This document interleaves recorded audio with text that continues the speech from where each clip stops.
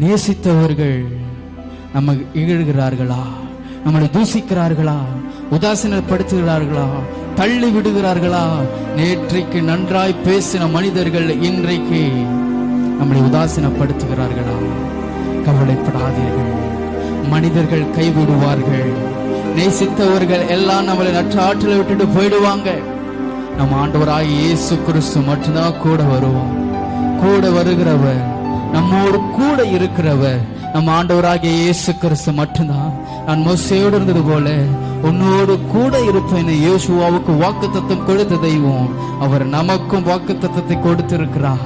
அவர் நிச்சயம் நம்மளை கைவிட மாட்டார், நிச்சயம் நம்மளை விட்டு விலக மாட்டார். நேசித்தோரெல்லாம் என்னை தூக்கி எறிய நீர் மட்டும் ஏனும் என்னை சேர்க்க